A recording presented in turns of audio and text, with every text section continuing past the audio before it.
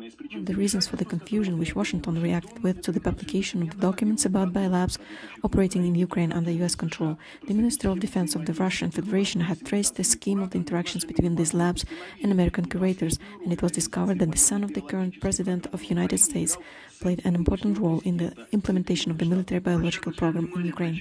It is noteworthy that establishments close to the current US governing authorities are involved in financing of this activity, in particular the investment fund firm Rosemont Seneca, which is managed by Hunter Biden. Hunter Biden's close ties to Ukraine have been known for a long time, but until now the public only knew about the involvement with natural gas companies. Now it turns out that his interests were not limited to this. According to the available documents, 30 labs were involved in the development of biological weapons components in Ukraine. The customer for this work was Defense Threat Reduction Agency in US Department of Defense. The scale of the program is impressive. In addition to the military department, the U.S. Agency of International Development, the George Soros Foundation, and the Centers of Disease Control and Prevention are also directly involved in its implementation. Scientific supervision is carried out by the leading research organizations, including the Los Alamos National Laboratory, which developed nuclear weapons as part of the Manhattan Project. All its activities carried out under the full control of the Pentagon. Washington is diligently trying to hide what exactly the biologists were doing in these labs. On the very first day of the military special operation in Ukraine, the labs were instructed to destroy the pathogens stored there, the causative agents of deadly disease, including plague, anthrax, cholera, tularemia. It looks like other research materials were also destroyed, such as bioassays taken from people which, for some reason, had previously been taken out of the country. In accordance with the UP8 project, blood samples were taken from 4,000 soldiers in Lviv, Kharkiv, Odessa, and Kiev for hantavirus antigen tests, and from 400 soldiers for the test that looks for the presence of the Crimean Congo fever virus antigens. Such a large-scale screening of the natural immunity of the population was probably carried out in order to select the most dangerous biological agents for the population of the certain region. The process of transporting biomaterials has also been traced.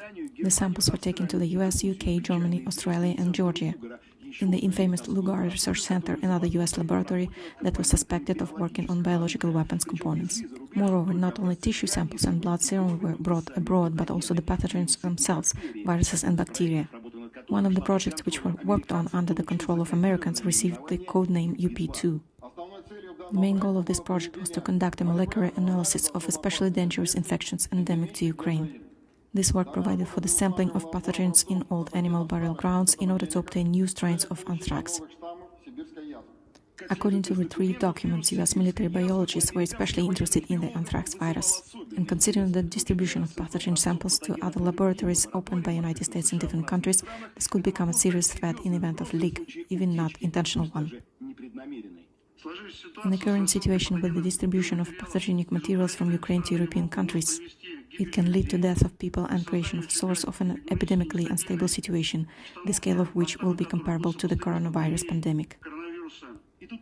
And in this regard, it is hard not to recall the mysterious outbreaks of infectious disease that have been recorded more than once or twice in the vicinity of American-controlled biological labs. And even conspiracy theories about the origin of the coronavirus itself no longer look ridiculous. There is no coincidence that China has become so interested in information about these labs.